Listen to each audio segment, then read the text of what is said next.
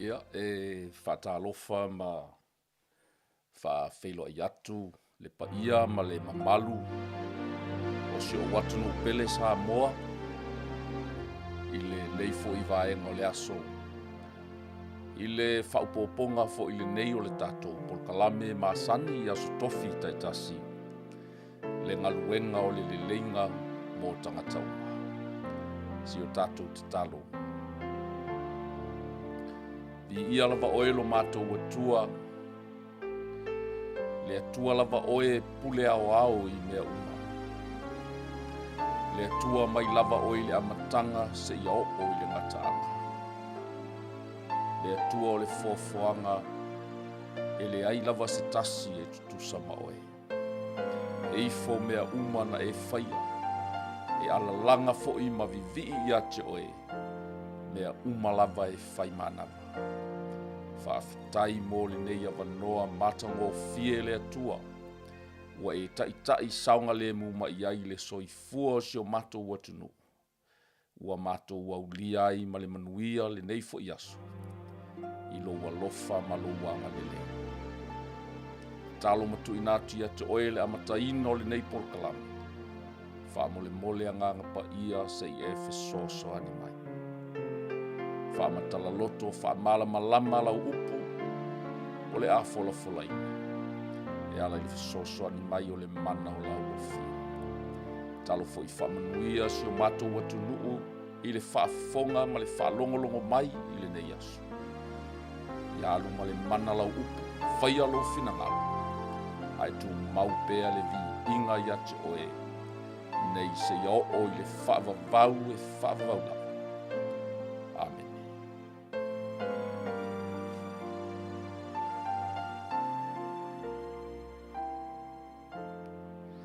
Ia e toe whaatalofa ma whaawheloa i atu i le nei fo i vaenga o le aso, i se toe whaupoponga o le tatou polkalame masani i aso tofi taitasi.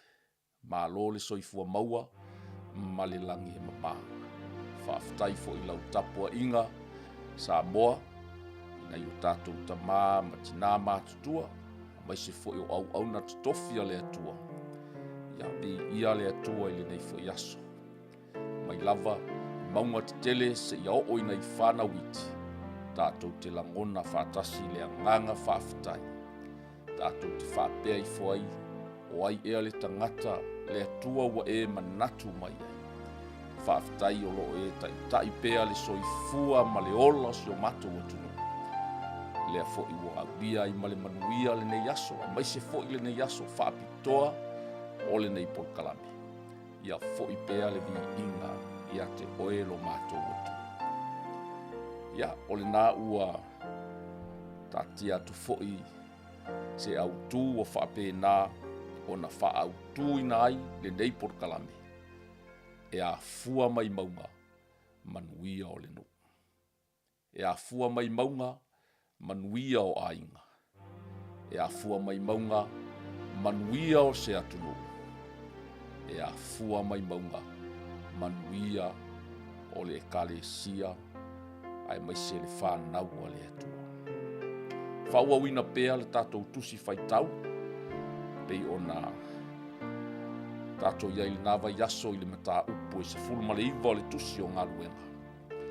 Ia le ua wapina o na saunia fo i le nei polkalame mai le mata upo e lua se fulu. Ia e a mata o na whaitawina mai le whai upo e se fulma le fitu. Ia se ia wha uma fo i le mata upo.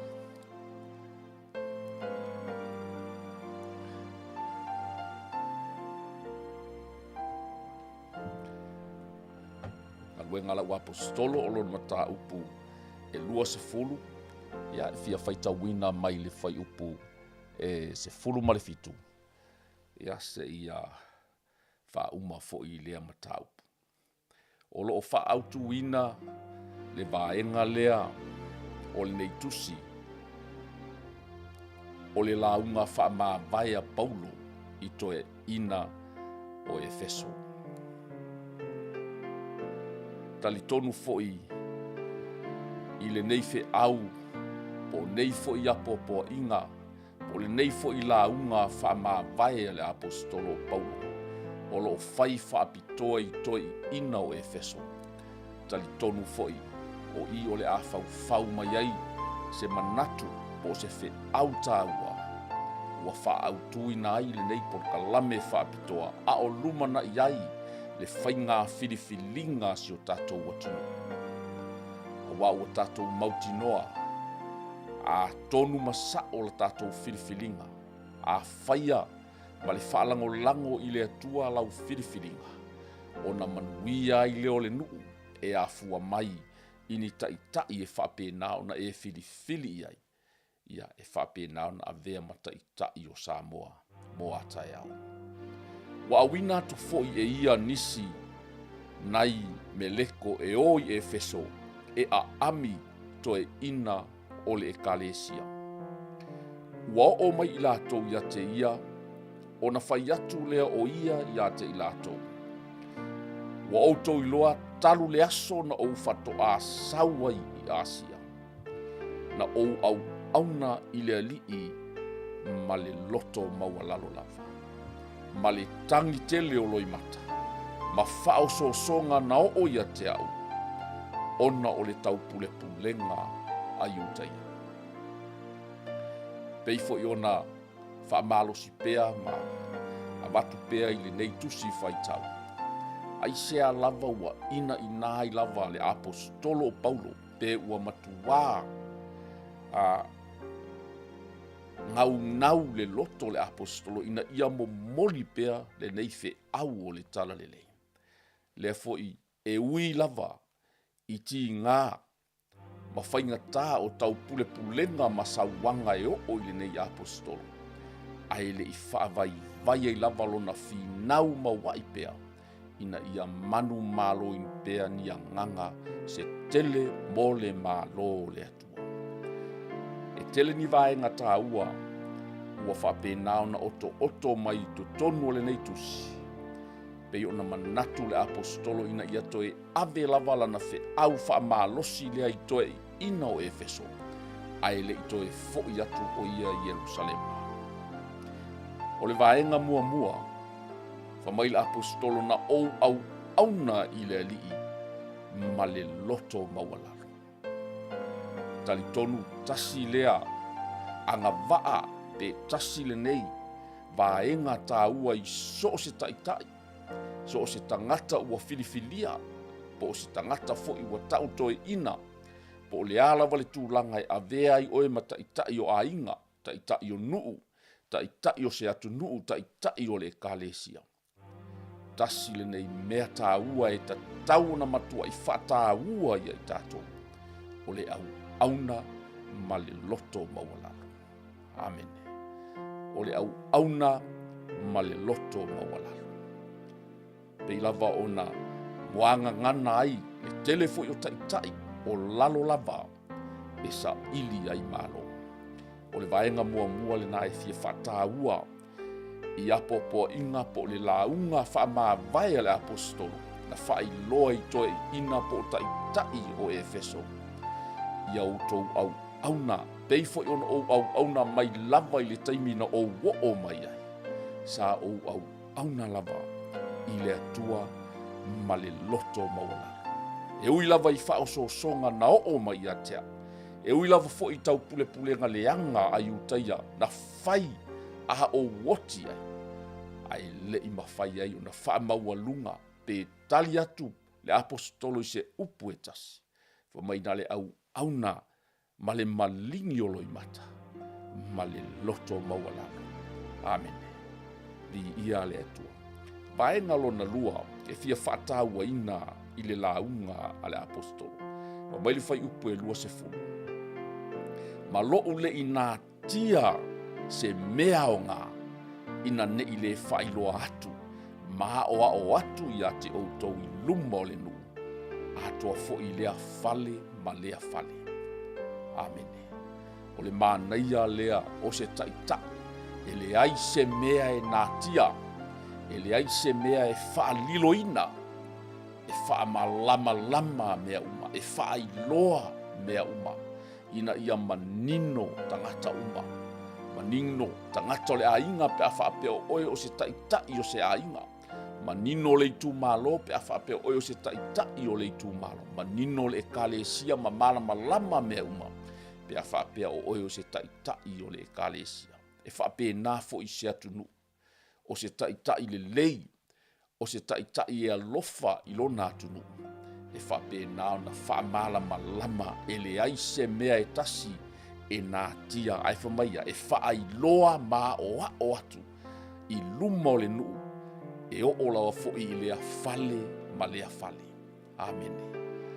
Transparency tasi le nā mea tāua e le mawhai o na nā tia se mea i ia le atua e tau mawhai lava e whaai loa mea uma e au mai mea unga i lunga o le laulau ma talanoa ina e le aini mea e soa lau pule i tua na o nisi tangata. Amene, o i nai loa ai se taitai le lei, se taitai e whapena o nā lofa i ona tangata e le ai se mea nate natia a e whailo mea uma ina ia i loa e tangata. Amene, li ia le atua. O le mea luna tolu, whai upe lua sumaletasi. Wa o moli tino ia yuta ia a toa ma e leni le sala mō i le atua. Ma le whaatua tua i lo tātou wa lii o Yesu Keriso. Tasi lea mea tāua na manatu le apostolo Paulo i lana launga wha mawai na ia whai loa i taitai po toi ina o Efeso. E tatau ona e sala mō i le atua ma whaatua tua i le alii o Yesu Keriso. You must repent from sin and turn to God. Have faith in our Lord Jesus Christ. Ia e salamo, ia i taimi, sasi ai lau taita inga. Ia ini mea e whapenao na e se ai to e ina o Efeso. E ta tau lava o na whai o e ma whataita inga o le salamo. Ma e tali tonu ma e whatua tua i lea lii o Yesu Keriso. Amene, li ia le atua. O le mea lona wha, whai upe lua suma lua. Wha auta foi, o te alu nei ua tino le loto i Jerusalema. O te leiloa se mea e o mai i a te au i lea mea. Na ole nei, o lo o moli tino mai e lea nganga pa ia i lea a ai ma lea a ai. O lo whapea o na whaatali mai noa noanga ma puapua ngā i a te au. Tasi lea mea e te tau na mauti noa e so se taitai. E le whaingo fie pea le savalika.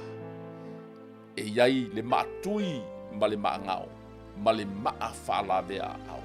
E iai whainga tā, o lo whaatali tali mai i lunga o lau taitainga. O lo iai noa noanga, e iai puapua ngā li ia le atua. Awane e manatu a avea oe mataitai, o na saonga le muai lea, paso longa le lei mea uma. Le ai e iai lava, lu i tau e te lua whawhea ngai i lau taita inga. Amene i ia le atua. Ai wha maila le whai upue e lua sfuma le wha. Ai o te le manatu i se mea e tasi.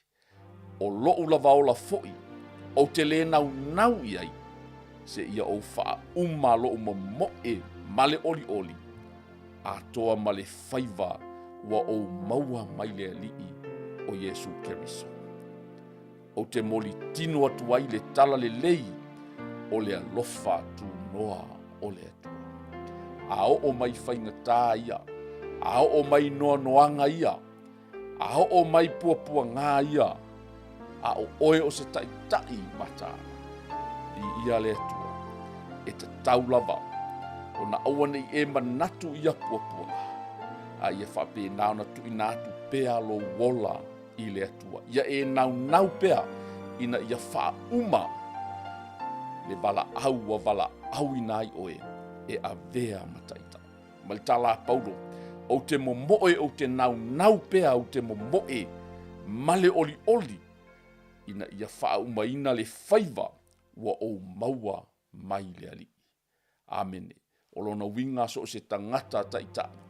A o mai puapua ngā, a o mai whaingatā, e le mawhai o na sola ese ai tia i le nu. Amene. E tuuina a toa lo na ola, whamai au te le manatu se tasi lava mea, e o lava foi i lo wola, o te le nau iei, aisa se ia wha uma. Amene, se ia wha uma, lo uta moe pea male oli oli, i le whaiva na o maua mai le atua. Ma nei ale vaenga le nā o le tala le apostol, i le whaiva na o maua mai le atua. I ia le atua. A whailava o oe ua to tofi e le atua e a vea mataitai. I le nuu, i le ainga, i le itu malo po le atu nuu. O te tali tonu foi. E le a vea mea e tutupu. E le a vea puapua ngā. E le a vea noanoanga mawhainga tā o le whaulang. Ma me whape naona e tu ula fua i ai lau taitainga. Ai mai se le wala au. Na wala au ina ai oe.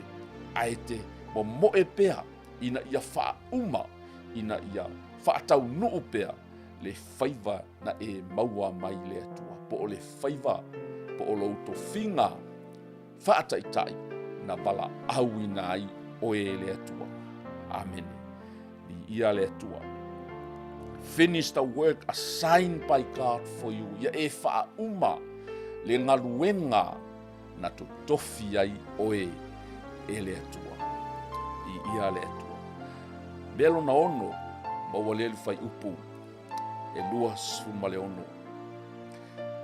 I ia le atua. Whaauta nei foi o au nei ua o iloa. E le to iloa lava umata e o tau uma. Sa o fea lua iai. Mata lai le mā lo o le atua. Tasi lea saunoanga po le. Vaenga o le launga le apostol na matua. Whaanoa noa ma mawhatia ai loto to e ina po tai o Efeso. Ono o le whamatalanga lea le apostol. Ai whamaid whai upu e nosuma le ono. O te tau tino atu i a te outou le neila vaso. O te mamahau i le toto o tangata uma. Ia e whamaoni i lo wala awina. Whamaid whapeltania. I declare today that I have been faithful. If anyone suffers eternal death, it's not my fault. Amen. Wa whawhano lima o le apostolo. O lona winga le ai se mea o lana fe au. Ma lona tiute whataitai wha apostolo na ia tau fia. Na mo moli atoa i lona ola atoa. I lona manatu atoa. Ma lona malosi atoa. Ai maisi o lona wha maoni. Dei ona ia whailoa i le whai upu lea e lua suma le ono. I le whapeltania e manino le iai. May I declare today that I have been faithful. Tasi lea anga waa e ta tau ona iai se taitai. Ia iai le whamaoni e whaatino ai lona wala awina. Ia whamaoni e taitai ai so se vaenga. Ua tō fia ma wala awina ai oe. E whai ai oe ma taitai. Di ia le atua. O le vaena lona fitu. Mai le whai upu e, lua suma le fitu. Awa ua ou le nā tia se mea, ina ne i le whailoa atu i ate outou, le finangalo uma o le atua, o le nei. I nā tausia outou i ate outou, a toa ma le lafu mā moe uma, ua tō fiai outou e le anganga pa ia, e whai ma leo leo. Amene. Tasi lea vaena tāua so se taitai. E iailo na whaiva wha leo leo māmoe. Na te leo leo ina ai. Ma ia tau sia le lei se lafu māmoe. Amen. E le mawhai o na avea oe mataitai. Pe a whaina le lafu māmoe ni luko fe ai. Po ni oso whainga fo ia le whiri. Ai e sola ma e lafi. Ai e alo ese ai. Ai o le taitai mata ala. O le taitai wha maoni. O le taitai e alofa moni. Maia e tausi ia te ia a toa ma le lafu ma moe ua tō fia ia i o ia e le anganga e whapena ona ngā lue ma leo leo ia. Amene. I ia le atu. So o se tai e ta tau ona iai nisi na te tai ia. Whapena fo i se leo leo ma moe. Tau fo i ona iai ni ma moe na te leo leo ina. Amen. Le la o lo whapena ona wha malosi. Tausi oe le leo leo ma moe. Tausi oe le tai le toe ina. Tausi oe ia te oe. Tausi lou mamalu. I ia le atua. Tausi lou tangata. Look after yourself. Ia whapena fo i ona e. Wa aia ma tausi le lei. Le lafu ma moe wa tō fia iai oe. Amen. Tofu lava le tai. Ma se vaenga po se whaapotopotonga o ni tangata ua wala awina o ia na te look after ina. Pe na te vaia. Amen. I ia le atua. O le vaenga lo na valu. Mai fai upe losu ma le iwa. Awa o au nei ua o iloa le nei mea. Pe a mawai ono o walu. E o ma ia te o tau luko saua. O e le whaasao ina le lafu. O i o lo o won mai ai le apostolo o pau. I ia le atua. O lo a mai ai se lapata inga le apostolo. I o Efeso poto i ina o Efeso. E iai le taimi o te anu ese ai. Ai fa mai i ele taimi o mai ai, luko fe ai, luko saua, e le mawhai o na lato whaasao ina le lafu mamoe. Amen. So o se tai e ta tau o na mataala, tau o na aua nei a tuulafoai i le lafu mamoe. Ne i sātia e se luko fe ai, ai mai se fo i le fini. Tasi fo i lea ngā waa e te tau ona i se tai o ia na te puipuia le lafu. Ina ia aua nei aina e manfe ai. Amen. Atu mai fo i la i le tūlanga o le taita inga o se atu nuu. Se ka le sia po se whaapotopotonga. Tasi lea tiute whataitai. O e te tū ma le tō e te leo e te waai e te mataala. E te sila i lei tū ma le tu. E te waai i le saunga le mū o le lafu mamoe po le whaapotopotonga o lo whapena o na e waia po ua tofi ai oe whapena o na e waia i ia le atua o le ua lapatai mai ai le apostolo i tai ina ia mataala langa iai luko fe ai la tau te le whaasao ina lava le lafu le vaenga lo na iwa fa mai e tupu mai fo'i a te outou lava tangata e tau tala mai mea whapio pio e fetoso ese ai le au soo ia muli a te ilato. Tasi lea woni po tasi lea lapata inga na ave le apostolo i tai o Efeso ia outou mataala. Langa e eile taimi e tupu mai lava ia te outou tangata fai mea pio. Ngata fai mea pio. E tau mawhai e mimilo, e tau mawhai e whaasese, e tau mawhai e whetosoa ina tangata. Ina ia muli pe a wai, ia latou mea pio o loo whai. O lapata inga ia na ave iai, ele apostolo a ole i tu ua Efeso. Tai, ia outou mataala. Langa e tu tupu mai lava i to tonu ia te outou. O e fai mea pio. O e fai mea le sao. Lato te wha pio, whai unga, wha masinonga, maso se mea, e le se mea sao lato te whai. Ia wha pe nao no outou mataala ma ia outou i loa le leifa mai o tangata i tau tala mai i mea pio. Lato te tau mawhai e mi milo ma li liu loto tangata, ma toso atu ina ia muli i latou whainga pio ma mea latou te mana nao ia. Amen. O lea i outou mataala ai. Hamene. Whaipe tolsu maltasi. O le mea lea i outou mataala ai. Ina ia manatu e tolu tausaga au te le'i mapu ai le pō ma le ao i lo'u apoapoa i atu ma loi mata i tangata taitoa tasi. Amene.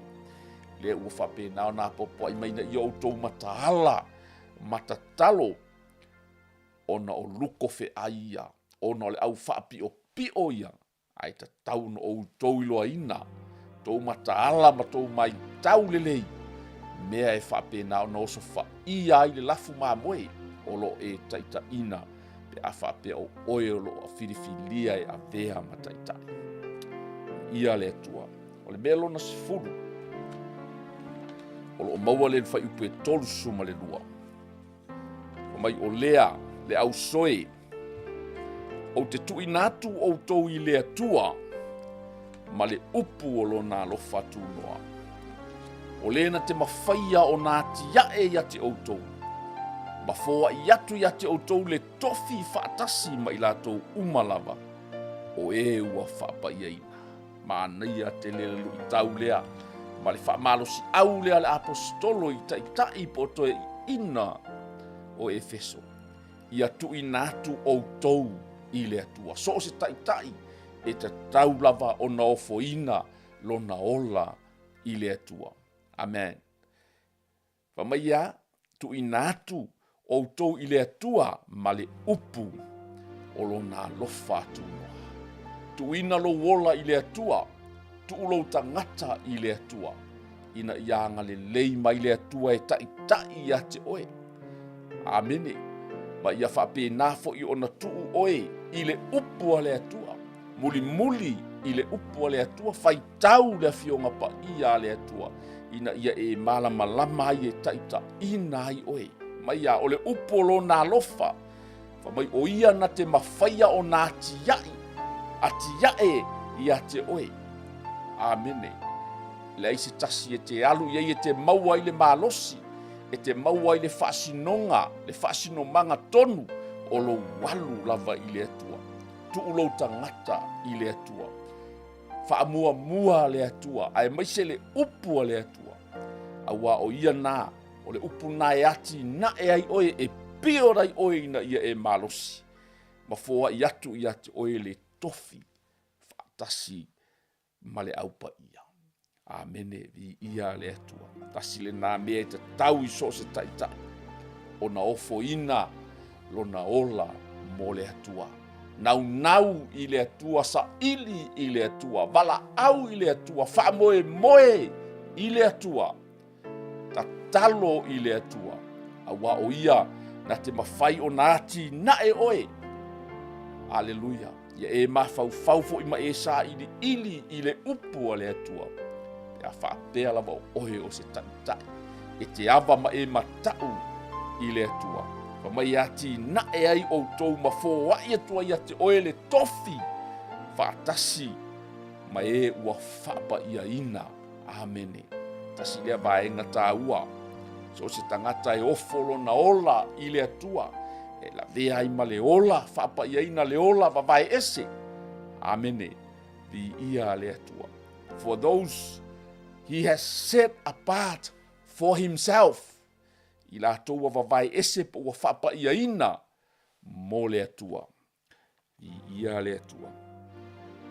Amene. Tasi le si vaenga tā ua lea. Wamaia aua e te su e mea i lou tofi. I ia le atua. Aua e te su e mea i lou tofi. Nanga tasi lea vaenga ia lai o na nau isi tangata i le tofi. E mana o su e iana o loa. Su e iana mea. I ia le atua. Malitala Paulo na ou le manao i se adio. Po se aulo, po se ofu o se tasi. Wa o iloa fo i sa au na mai nei lima i mea e ta tau ilo utino. A toa mai e sa ia te au. I never coveted anyone's silver or gold or fine clothes. You know that these hands of mine have worked to supply my own needs and even the needs of those who were with me. Whamai o ulima lava nei. These hands of mine have worked to supply my own needs. O te le I tangi atu lava I se tangata I se mea. O te le I fia fai mea. E le avea lo apostolo po le avea o au mataitai. Na o aisi atu ai. Na o manao atu ai. Ni tau alio. Po o tau aulo po o tau ofu. Le aise mea tuai. O u lava lima nei na o au na ai. So se taitai. Amene. E le su e mea. E le su e mea I lona tofi taitai. E le avea lona tofi taitai. Ma mea e su e ini ana mea. Fa mai al tala la ba na ia. Le fa malo si au o le apostolo mai. These hands of mine. O u lava lima. Na o ngā lue ai. I ia lea to supply my own needs. And even the needs of those who were with me. O lima fo I nei. Sa whape nā. O na tausi ai I lātou. Sa matou mafuta whātasi. I ia lea tua. I ia lea tua. Aua nei avea lo tofi e su e ai. Hau mea. O se tai le lei. I ia lea tua. Mai whai pestol suma lima. Wa o whaali au tia te outou mea umalava. Ia whaapea ono outou ngalu lue. Amene. Ngalu lue. Ngalu lue. Ia fesosoani e ua vai. E tatau ai. Ma ia outou manatua. Le afionga a le alii o Yesu na fetalai mai o ia. E sili le manuia o le na te foa iatu. I le manuia o le na te talia. I ia le atua. O wha malosi au le apostolo a lue malosi. Au e te paie. A whai o e staitai. Au e te mana o nao. Ia le atu. Ai ngā lue o e au lima. Au e te whaalango I tangata. Au e te whaalango I tangata. O lau e kālesia. Au e te whaalango I tangata o lau tu malo. O lau nuu. Ai whai o e mawhata I ta inga. Ia le atua. Peila mo tala le apostolo. You know that these hands of mine have worked to supply my own needs. And even the needs of those who were with me. Ia le atua. And I have been a constant example of how you can help those in need by working hard. Sa o avatu se whata ita inga le lei. Bo o tau ina I o tau ngalu lue malosi ai. Ia le atua. Constant example of how you can help those in need by working hard. Na o whai se whata ita inga ina e ngā lue malosi. Ia le atua. E te fesoasoani ai.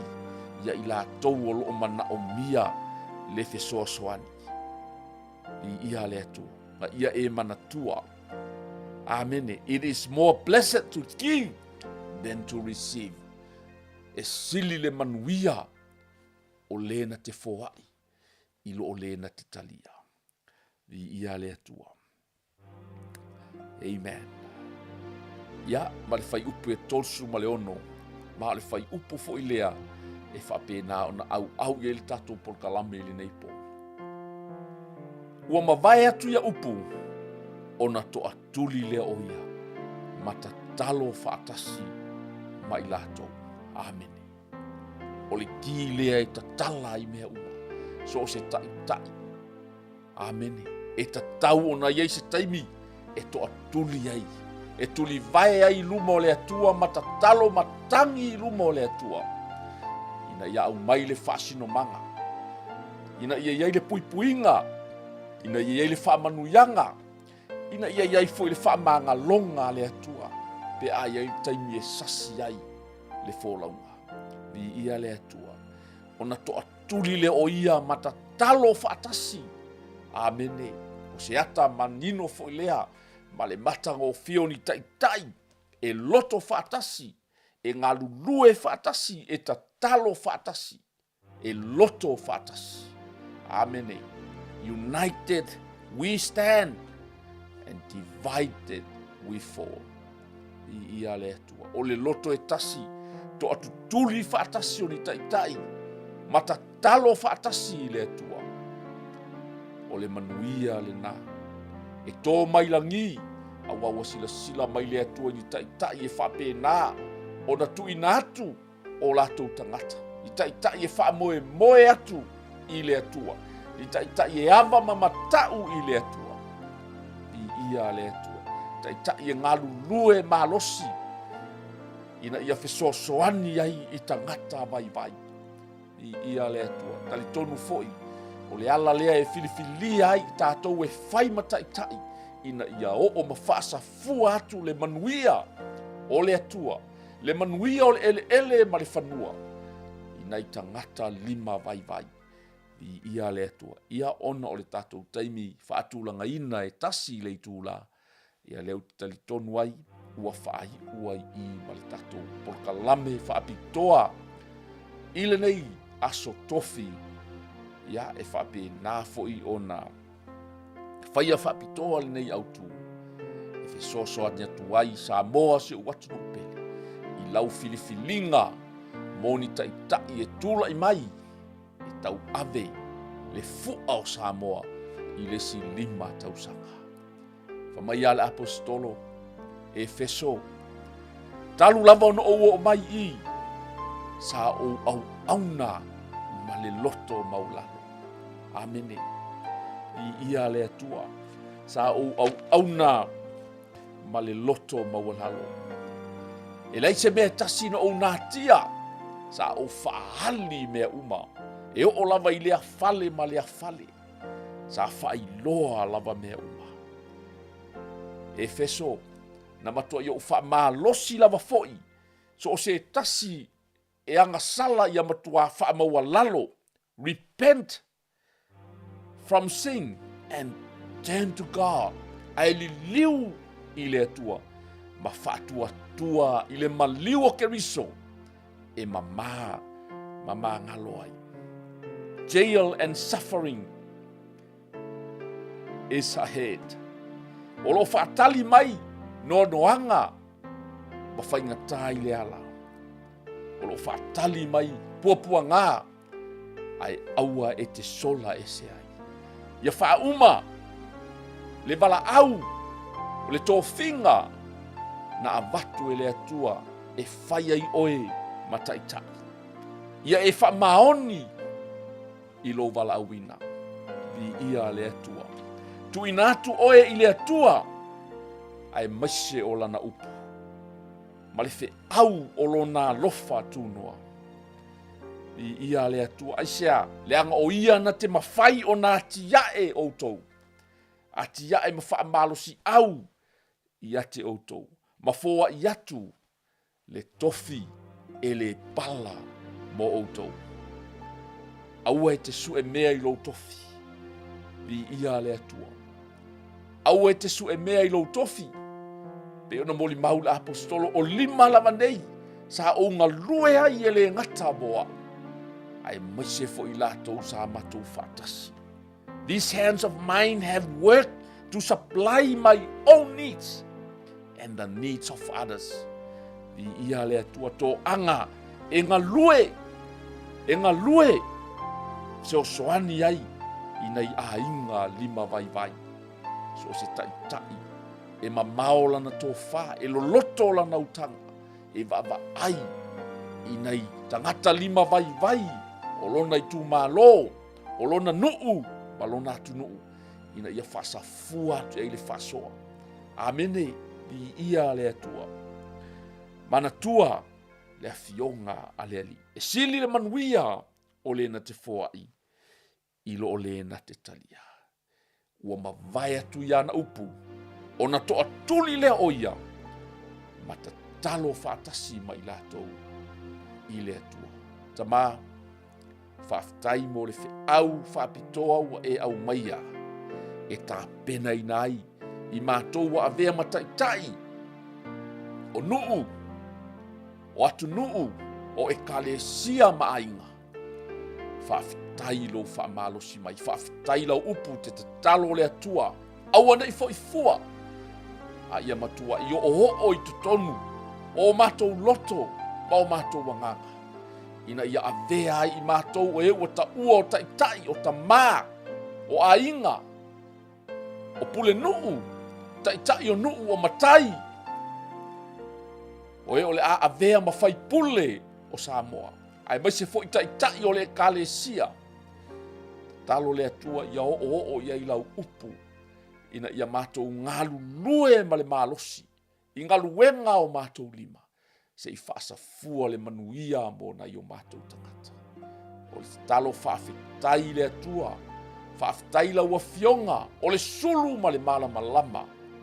I o mātou ala. Whaamalamalama i nai. Le pongi sā. Whaafetai fo i wa e whaamalamalama. Ila nei poe ala mai lau upu. E le ai ma se mea e tasi na nātia e le apostolo. Na matua i whaamalamalama ma o tangata uma. I lea fale ma lea fale.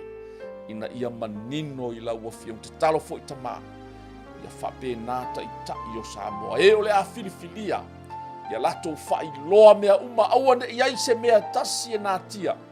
A ia malamalama tangata Samoa uma. I le meolo o a ngai ia i le atu nuu mao nāti nai. Ai mai se fo i so se mea tama. Whamanuia si o mātou watu nuu tama. Whamanuia le whai ngā filifilinga Samoa a tae ao le atua. Filifili ma oe le atua. Whapēnao na tūlai mai ei tai. Lātou te tau ave Samoa i lo manuia tama. Peo na wha au tū ai le nei por kalame. E Afua mai Mauga. Manuia o nuu, mātu nuu. O a inga ai mai se lau e kālesia. Whamanuia Samoa atoa o lo ta ape masalalala. Whamanuia ia Israelu lau nuu filifilia. Whamanuia le nei ala leo wa whapena o na awala toa le nei por kalame. Whamanuia fo i lau au na tama. Whamangalo fo i se upu wa sala tama. Ona o lo suafa Yesu. Amen.